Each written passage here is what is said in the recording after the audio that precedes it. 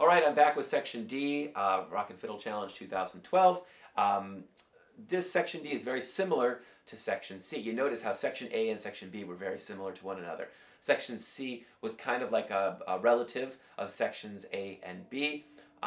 What happened between A and B? You remember? A was kind of cool, B was kind of like rocked out. Same thing with Section C and Section D. I kind of tried to up the ante each time. So again, Section D very similar to Section C, but with a lot more percussive stuff. So it's... I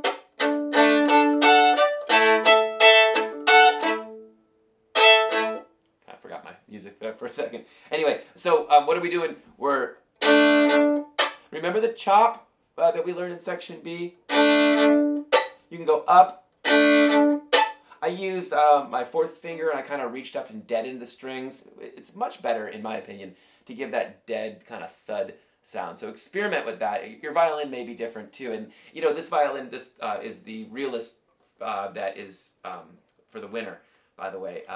But the realist sound without amplification sometimes can be a little bit tight. You're going to have to experiment where you put your fingers and where you chop with your bow. Anyway, back to Section D.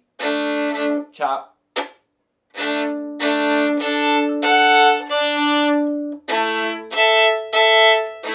Now, the double stops in this piece are not that hard. I know you're probably thinking, yeah, they are, but they're truly not that hard if you think about them in two different ways. There are some that are kind of drones, which basically means you're playing against the open strings, and there's tons and tons of those. They're all over the place. And then occasionally there are some actual double-stopped fingers that you have to put one finger down on two strings or two fingers down on two strings, etc. Really important to understand the difference because they're not all hard. Some of them are very hard, and this is one of them. So that was all easy, but then you have that 1-1 again. Why is that? Why is that 1-1 so difficult, or 2-2? It's because you're covering a fifth. That means there are 5 notes between the lower note and the upper note. There are 5 notes between them. And anytime you have that fifth, since it's a perfect interval, it's challenging to get it in tune. So really try to experiment with how to make it in, sound in tune. And remember, you can't move your 1 up to make it sound in tune because it moves it up for both strings. So the way you tune a fifth is by wiggling it sideways. You can rotate your arm like I'm doing here, and you'll notice. So you kind of have to find the angle of approach for a note like that. So that's just a little tip on hitting a fifth in tune. So I'm going to go through Section D now a little slower, kind of straight through. You guys can follow along.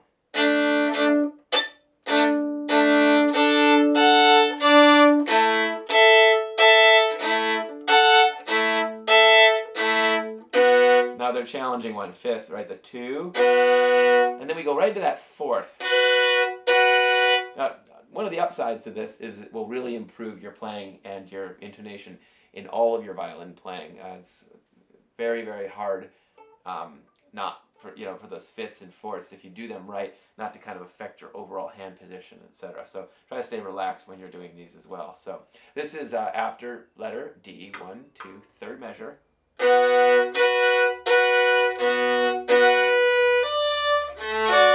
You know about that. Remember, spend your bow. So you can whip up. If you don't spend your bow, then you have to chop at it. And it sounds harsh. Yeah, so we're looking at ways of doing this without it sounding harsh, right? So spend that bow, and then you're gonna have to use bow. Save your bow.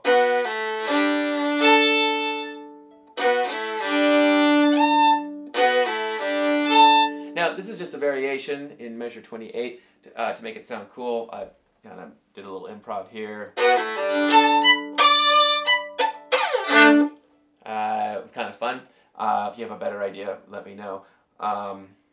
You're going to shift into third position. Now, I'm not sure how many times we've shifted thus far. We might not have shifted too many times, but you're just going to bring your first finger to where the old third finger was, And you have plenty of time to do that because open G and D.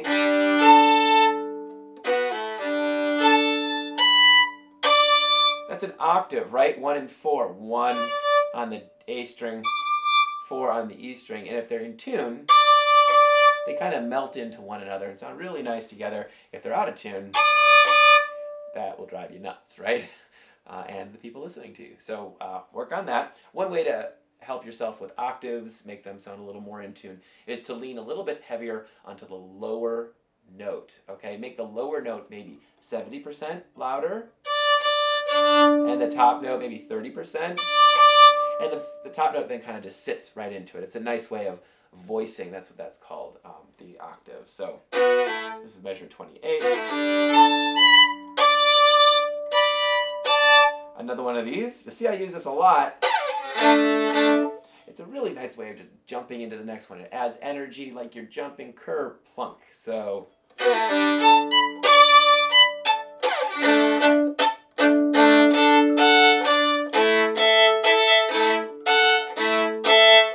now you see this. This is not typically done in classical music fingering where you go back and forth. You have the, this is measure 28, 20, 29, 30, where you're going to go with the 1, 1. You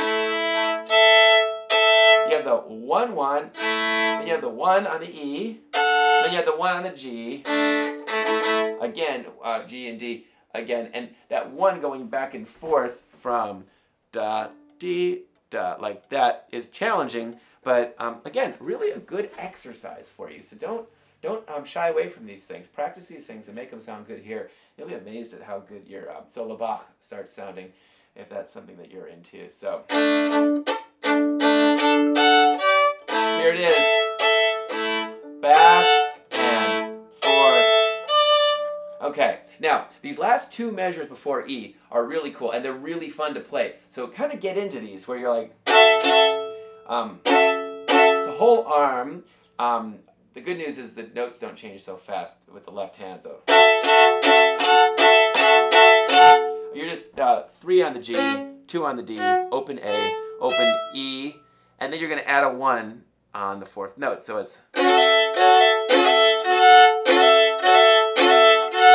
okay, and then you have a 3 on the D and the G.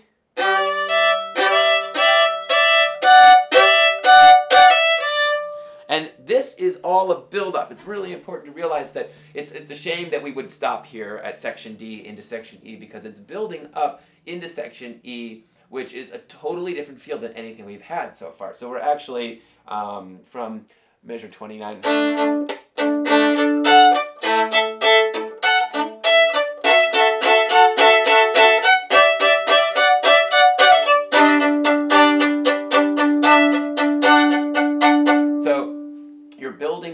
Towards that section E, which is where I am headed now. Where are you headed? You're headed to make a video of section D. You're going to put it up on my Facebook page, and you're going to get lots of helpful comments, and you'll go back and practice it some more, and then you'll move on to section E2, and we'll join you there. Thanks.